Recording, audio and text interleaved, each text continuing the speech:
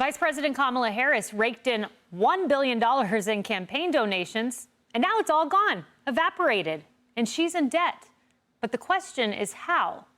Well, her campaign reportedly shelled out $1 million to Oprah Winfrey's Harpo Productions, another $15 million for other event productions, and that included the star-studded Election Eve concerts across all 7 swing states that featured Katy Perry, Lady Gaga, John Legend, among others, and 6 figures to reportedly build the fake set for her interview on the Call Her Daddy podcast, a worthy investment. And it could have gone on for free. She could have gone on Joe Rogan for free. That's what Trump did. He got earned media.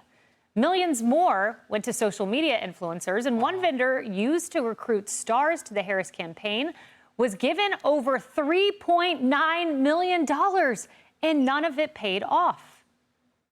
The truth is, this is just an epic disaster. This is a $1 billion disaster. Jen O'Malley Dillon promised all of us that Harris would win. She even put videos out saying that Harris would win. I believed her. My donors believed her. And so they wrote massive checks. I feel like a lot of us were misled.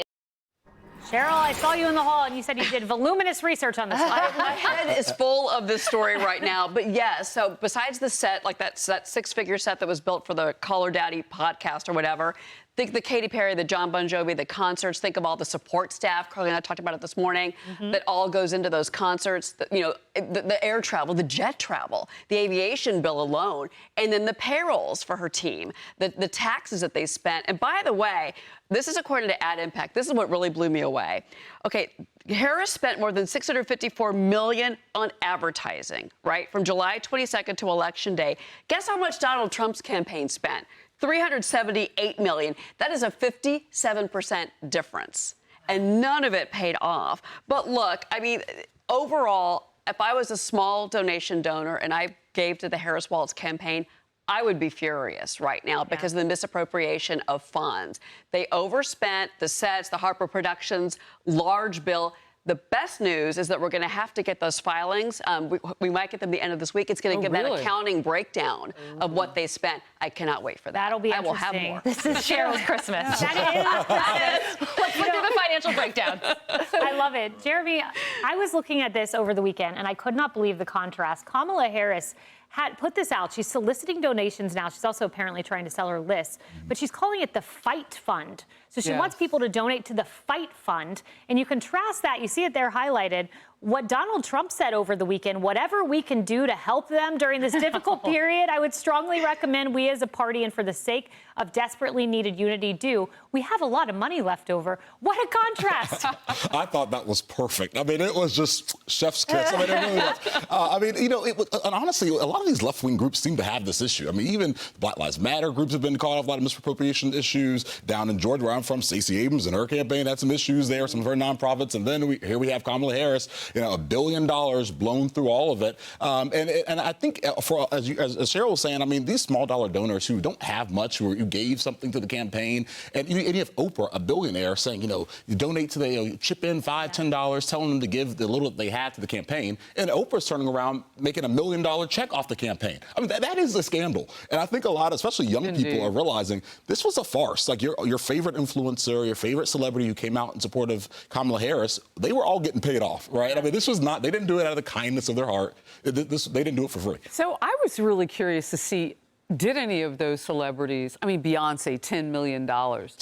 Did she vote for Kamala Harris? Right. I mean, and for one, you know, just Megan Thee Stallion got, what, $5 million.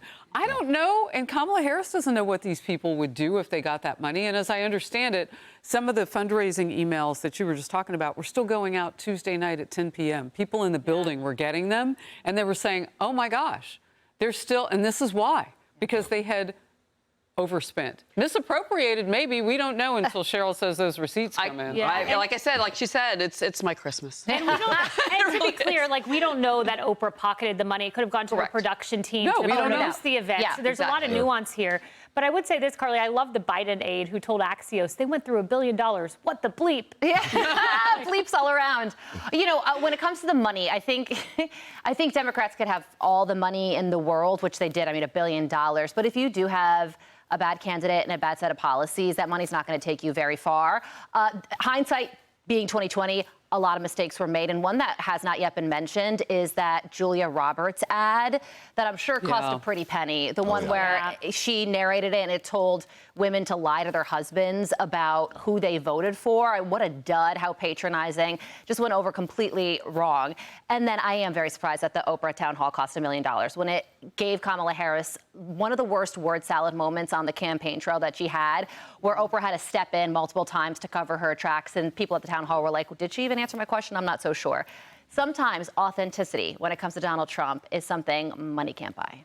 Hey everyone, I'm Emily Campagno. Catch me and my co-hosts Harris Faulkner and Kaylee McEnany on Outnumbered every weekday at 12 p.m. Eastern, or set your DVR. Also, don't forget to subscribe to the Fox News YouTube page for daily highlights.